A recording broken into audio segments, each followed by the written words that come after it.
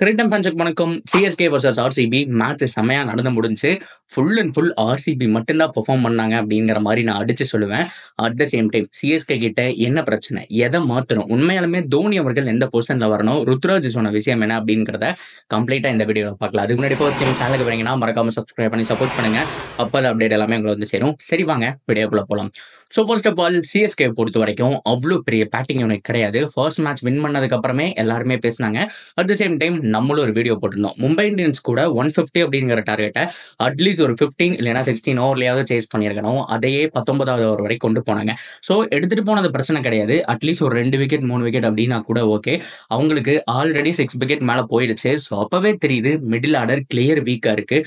160 இந்த டோட்டல் அவங்களுக்கு அடிக்கிறதே கொஞ்சம் கஷ்டப்பட்டு தான் அடிப்பாங்க அப்படிங்கிற விஷயத்த நம்ம ப்ரெடிக்ட் பண்ணியிருந்தோம். எக்ஸாக்ட்லி அதான் நடந்திருக்கு. இவங்களுடைய மிகப்பெரிய ஒரு மைனஸே என்ன அப்படின்னா, டெவான் கான்வேவை வெளியில உட்கார வச்சு ஆடுறது மிகப்பெரிய ஒரு தப்புங்க. ஆல்ரெடி சொல்லியிருக்கேன், இந்த சிஎஸ்கே டீமுக்காக மனுஷன் உழைச்சு தள்ளி இருக்காரு. போன வருஷம் இன்ஜுரி, அதுக்கு முந்தின வருஷம் ஃபைனல்ல டைட்டில் அடிக்கிறதுக்கு கூட அவர் தான் ரீசன். ஆரம்பத்தில் விதை நான் போட்டதுங்கிற மாதிரி மேசிவா செட் பண்ணி கொடுத்துட்டு போனாரு. ஸோ அதுக்கப்புறம் தான் அம்பத்தி ராயுடு, சிவம் துபே இவங்க எல்லாருமே அடிச்சாங்கிற விஷயம் தெரியும். ஜட்டு வந்துட்டு வின்னிங் ஷாட் அடிச்சிருப்பாரு. ஸோ இதுக்கு முன்னாடியும் பார்த்தோம் அப்படின்னா அந்த சீசன்லயும் செமையா ஆடி கொடுத்தாரு. அவரை பொறுத்த வரைக்கும் பெஸ்ட் பர்ஃபார்மன்ஸ் கொடுத்திருக்காரு. ஆவரேஜ் 40க்கு மேலே வச்சிருக்காரு. எவ்ரி மேட்ச் அவர் 40 அடிக்கிறாரு அப்படிங்கிற மாதிரி தான் கணக்கு. இந்த மாதிரி ஒரு பிளேயரை நீங்க டிராப் பண்ணிட்டு எப்படி போகலாம், அதுதான் மிகப்பெரிய ஒரு கேள்வி. ஆல்ரெடி உங்களுக்கு பவர் ஹிட்டர்ஸ் கிடையாது, மிடில் ஆர்டர் வீக்கா இருக்கு அப்படிங்கிற பட்சத்தில் ஒன்று மிடில் ஆர்டர் ஸ்ட்ராங் பண்ணும், அப்படி இல்லைன்னா டாப் ஆர்டர் ஸ்ட்ராங் பண்ணும். டாப் ஆர்டரும் இப்போ ஓரளவுக்கு மொக்கையா தான் போயிட்டு இருக்கு அப்படிங்கிற பட்சத்தில் டாப் ஆர்டர் ஸ்ட்ராங் பண்றது தான் ஒரே வழி. அந்த மாதிரியான பிளேயர்ஸ் தான் சிஎஸ்கேவும் வச்சிருக்காங்க.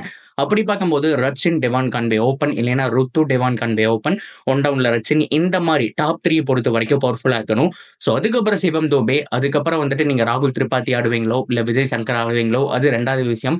ஆனா டாப் 4 மட்டும் ஸ்ட்ராங்கா வச்சுக்கிட்டா சிஎஸ்கேனால கன்சிஸ்டண்டா 150 ஸ்கோர் பண்ண முடியும். இது போக மீதி இருக்கிற ஸ்கோர்ஸை மிடில் ஆர்டர் பார்த்துக்குவாங்க அப்படிங்கிறதா வந்துட்டு உண்மையான விஷயம். கான்வே இல்லாமல் போகிறது மிகப்பெரிய தப்புங்க. என்ன பொறுத்த வரைக்கும் சாம் கரன் பவுலிங்கில் பெருசாக ஒன்றுமே கிடையாது. ஸோ கிட்டத்தட்ட பார்த்தோம் அப்படின்னா ஃபைனல் ஓவரில் 18 ரன்ஸ் கொடுத்தாரு. ஓடி வந்து இந்த பூ பவுலிங் சொல்லுவாங்க இல்லையா, அந்த மாதிரி தான் போடுறாரு. ஆனால் பேட்டிங் உண்மையாலுமே செம்மையாக ஆடிட்டு இருந்த ஒரு ஆள் தான். அதை வந்துட்டு நான் கண்டிப்பாக ரெஸ்பெக்ட் பண்ணுறேன். பேட்டிங் உண்மையாலுமே மிடில் ஆர்டரில் நம்பர் 4 நம்பர் 5ல செம்மையாக ரன் அடிச்சு வச்சிருக்காரு அரௌண்ட் த வேர்ல்டு இருக்கக்கூடிய எல்லா கிரிக்கெட்லையுமே. ஆனால் ரீசெண்ட் டைம் டச் இல்லை அப்படிங்கிற பட்சத்தில் இம்பாக்டாக நீங்கள் வேற பிளேயரை கொண்டு வந்தாகணும். என்ன பொறுத்த வரைக்கும் சாம் கரனுக்கு பதிலாக ஓவர்டன் வரணும், இல்லைன்னா கான்வே வரணும். இது 2 தாங்க முடிவா இருக்கும். இது நம்பர் 1 மிஸ்டேக். அது மட்டும் இல்லாம ஹூடா அண்ட் திரிபாதி 2 பேருக்குமே படவே மாட்டேது. நீங்க ஒரு யங்ஸ்டருக்கு சான்ஸ் கொடுக்கலாம். அப்படி இல்லை அப்படிங்கிற பட்சத்தில் ரொம்ப முக்கியமா விஜய் சங்கர் இருக்காரு. விஜய் சங்கரை நிறைய பேர் வந்துட்டு அவ்வளோ பெரிய ஆள் இல்லை அப்படின்னு சொல்லிட்டு இருக்காங்க. ஆக்சுவலா பவுலிங்கை வந்துட்டு அவரை நீங்க நம்பவே முடியாது. சிவம் துபே மாதிரியான ஒரு பூ பவுலிங் தான். ஸோ அடிச்சு போடுவாங்க. ஆனா நீங்க ஃபுல் டைம் பேட்ஸ்மேனா அவரை யூஸ் பண்ணலாம். ஐபிஎல்லே பல தடவை 28 பாலுக்கு 60 ரன் எவ்வளோ தடவை வேணாலும் அவர் அடிச்சு கொடுத்துருக்காரு. நம்மளால பார்க்க முடியுது. ஐபிஎல்லோட ஸ்டாட்ஸ் அப்படிங்கிறது அவருக்கு உண்மையாலுமே செம்மையா இருக்கு. ஸோ இருந்தாலும் நீங்க ஒரு 10 மேட்ச்ல ஒரு 5 இல்லை 6 மேட்ச் கன்சிஸ்டண்டா ஆடுவார் அப்படிங்கிற மாதிரியான நம்பிக்கை இருக்கு. ஸோ நீங்க ஹூடாக்கு போறதுக்கு எனக்கு பதிலாக விஜய் சங்கருக்கே போகலாம், அதுதான் பெட்டர். அப்படி இல்லையா, ஸோ வேனிஸ் பேடி, அது மட்டும் இல்லாம ஆண்ட்ரே சித்தார்த் மாதிரியான பிளேயர்ஸ் இருக்காங்க. என்ன அப்படின்னா இவங்க எல்லாருமே ஓப்பனிங் பொசிஷன்ல ஆடக்கூடிய ஆளு. ஸோ அவங்களை மிடில் ஆர்டர்ல போட்டால் கொஞ்சம் கஷ்டப்படுவாங்க. பட் இருந்தாலுமே ஒன்ஸ் ட்ரை பண்ணி பார்த்தே ஆக வேண்டிய ஒரு சுச்சுவேஷன்ல தான் சென்னை சூப்பர் கிங்ஸ் இருக்காங்க. ஸோ நேற்று தோத்ததுக்கு இன்னொன்று காரணம் என்ன அப்படின்னா ஸ்பின் ரொட்டேஷன் தான். கண்டிப்பா 12 ஓவர்ஸ் ஆஃப் ஸ்பின் அப்படிங்கிறது கொடுத்துருக்கணும். ப்ரோ ஆல்ரெடி 190 அடிச்சிட்டாங்க, ஸ்பின் கொடுத்திருந்தா 200க்கு மேலே போயிருக்குமே அப்படின்னு கேட்டால் அதெல்லாம் கிடையாதுங்க. ஸோ அஸ்வின் முதல் ஓவரே அடி வாங்கினாரு அப்படிங்கிறதுனால பார்த்தோம் அப்படின்னா ஸ்டாப் பண்ணிட்டாங்க. 2 ஓவர்லேயே ஸ்டாப் பண்ணிட்டாங்க. ஜட்டு 3 ஓவரில் வந்துட்டு 37 ரன் கொடுத்ததுனால ஸ்டாப் பண்ணிட்டாங்க. என்ன பொறுத்த வரைக்கும் கண்டினியூவா என்ன ஆனாலும் போட்டிருக்கணும். ஏன்னா இவங்களுக்கெல்லாம் இவ்வளோ ரன் போனதுக்கு காரணமே கேட்ச் ட்ராப் பண்ணது தான். ஸோ அதனால கேட்ச் ட்ராப் வந்துட்டு ஒரு தடவை நடந்ததுனால எக்ஸ்பென்சிவா போறாங்கன்னு சொல்லிட்டு ஸ்டாப் பண்ணது மிகப்பெரிய ஒரு தப்பு. என்ன பொறுத்த வரைக்கும் பயப்படாம அந்த 12 ஓவர்ஸ் கொடுத்துருக்கணும். ஏன்னா அஸ்வினுடைய ஃபர்ஸ்ட் பால் வந்துட்டு ஓபி, அதுல வந்துட்டு 6 போச்சு. ஸோ அடுத்த பால் வந்துட்டு மிஸ்ஃபீல்டுனால 4 போச்சு. அதனாலேயே 10 ரன் வந்துருச்சு. இது அஸ்வினுடைய மிஸ்டேக் அப்படிங்கிற மாதிரி நான் சொல்ல மாட்டேன். எஸ் அப்கோர்ஸ் அவர் தான் வந்துட்டு ஃபுல் டாஸ் மாதிரி போட்டு கொடுத்தாரு. அது வந்து பால் ஸ்லிப் ஆகி போறது அப்படிங்கிறது ஃபர்ஸ்ட் பால் நடக்கக்கூடிய ஒரு விஷயம் தான்.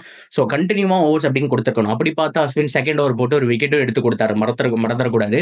ஸோ இந்த மாதிரியான ஒரு நிலைமையில வந்துட்டு சிஎஸ்கே பண்ண மிகப்பெரிய தப்பு ஓவர் ரொட்டேஷன்ல மிஸ் கால்குலேஷன் பண்ணதான் 12 ஓவர்ஸ் ஆஃப் ஸ்பின் அப்படிங்கிறது கண்ண மூடிட்டு போயிருக்கணும் அப்படிங்கிறது தான் என்னுடைய ப்ரெடிக்ஷனுமே கூட. ஸோ எனிவே பவுலிங் யூனிட்ட பொறுத்தவரைக்கும் 80-85% ஸ்ட்ராங்கா இருக்கு. பேட்டிங்ல மாத்தி அமைச்சாகணும். இது போக எம்.எஸ். தோனி. எம்.எஸ். தோனிய எதுவா யூஸ் பண்றாங்கங்கிறது சுத்தமா புரியல. எத்தன மேட்சுங்க 4வது, 5வது வந்து முடிச்சு குடுத்திருக்காரு. அப்படிப்பட்ட ஆள 9வதா இறக்குவீங்க. அதுதான் மிகப்பெரிய கேள்வியே. ஸோ அந்த பிரச்சனைய பத்தி நெக்ஸ்ட் வீடியோல வரேன். தோனி அவர்களுடைய பொசிஷனையும் மாத்தி அமைச்சாகணும். இதெல்லாம் பண்ணா மட்டும் தான் சிஎஸ்கேக்கு குவாலிஃபை சான்ஸே, இல்லைன்னா ரொம்ப கஷ்டம் இந்த வருஷம் அப்படிங்கிற மாதிரி தான் நான் எதிர்பார்க்கிறேன். So that's a video guys. உங்களுடைய ஹானஸ்ட் ஒப்பீனியன் என்ன அப்படிங்கிறத கமெண்ட்ல சொல்லுங்க. அண்ட் தொடர்ந்து அப்டேட்டுக்கு சேனலோட இணைஞ்சிருங்க. மறக்காம சப்ஸ்கிரைப் பண்ணி சப்போர்ட் பண்ணுங்க.